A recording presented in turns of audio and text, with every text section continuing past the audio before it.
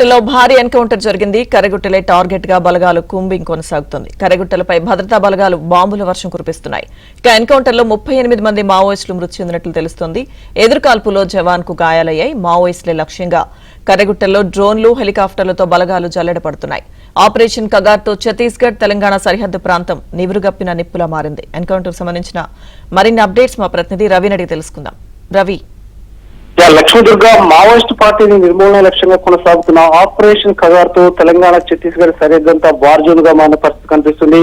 Maoist అగ్రనేతల లక్ష్యంగా సాగుతున్న operation కర్రెగుట్టలు గత 4 రోజులుగా పెద్ద ఎత్తున సెర్చ్ ఆపరేషన్ కొనసాగుతుంది. దీనిలో భాగంగా పెద్ద ఎత్తున మావోయిస్టులు హతమయ్యే అవకాశం ఉందని కూడా పోలీసు వర్గాలు వెల్లడిస్తున్న పరిస్థితి ఉంది. సో దేశం నడిబొడ్డుగా రాజ్యమే పౌరులపై యుద్ధం చేస్తుందంటూ కూడా ఇప్పటికే పౌర హక్కుల సంఘాలను కూడా పెద్ద ఎత్తున ఆందోళన వ్యక్తం చేస్తున్న పరిస్థితి ఉంది. రాజ్యమే యుద్ధం చేస్తుంది, ఇప్పటికైనా శాంతి చర్చలు జరపాలంటూ భారత్ బచావో పేరుతో కూడా ఒక లేఖ విడుదల చేశారు. ముఖ్యంగా చూస్తే వారు ఒక ప్రతిపాదన చేశారు. భగత్ సింగ్ మేనలుడు ప్రొఫెసర్ జగన్మోహన్ సింగ్ తో పాటు పౌర హక్కుల సంఘం నేత ప్రొఫెసర్ హరగోపాల్, మరో ఎక్స్పర్ట్ చూసుకున్నట్లయితే మనోరంజన్, వీరి ముగ్గురు శాంతి చర్చలకు ప్రతినిధులుగా వస్తారు. కేంద్ర ప్రభుత్వానికి మావోయిస్టులకు మధ్య ఆ ముగ్గురు ప్రతిపాదన చేస్తున్నట్టుగా భారత్ బచావో ఛత్తీస్గఢ్ సీఎం కు ఒక లేఖ రాసింది. ఇప్పటికే కేంద్ర కమిటీ, మావోయిస్ట్ కేంద్ర కమిటీ కూడా ఒక లేఖ పలుమార్లు విడుదల చేసి విజ్ఞప్తి చేసింది. చర్చలకు మేము సిద్ధమంటూ మావోయిస్ట్ పార్టీ కేంద్ర కమిటీ నుంచి కింది స్థాయి దళాల వరకు కూడా విజ్ఞప్తి చేసినా అటు కేంద్ర ప్రభుత్వం కానీ ఛత్తీస్గఢ్ ప్రభుత్వం కానీ స్పందించే పరిస్థితి లేదు.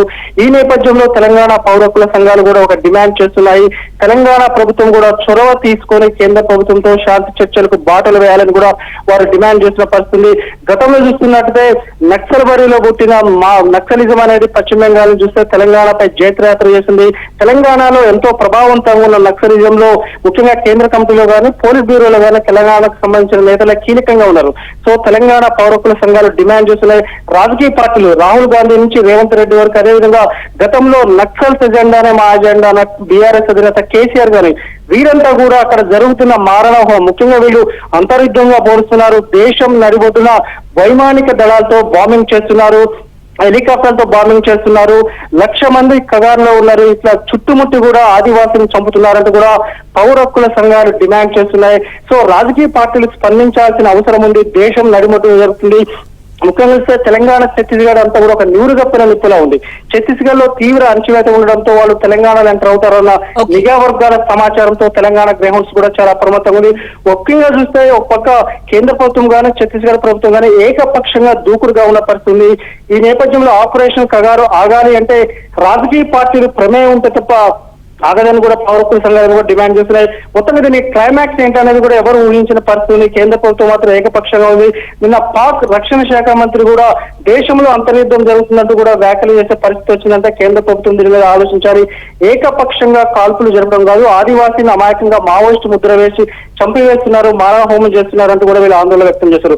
సో ఈ పౌర హక్కుల సంఘాలు శాంతి చర్చల పేరుతో చేస్తున్న డిమాండ్ పట్ల రాజకీయ పార్టీలు ఏ విధంగా స్పందిస్తాయి, కేంద్ర ప్రభుత్వం ఏ విధంగా స్పందిస్తుంది, ఛత్తీస్గఢ్ ఏ విధంగా స్పందిస్తున్నది తేలాల్సి ఉంది.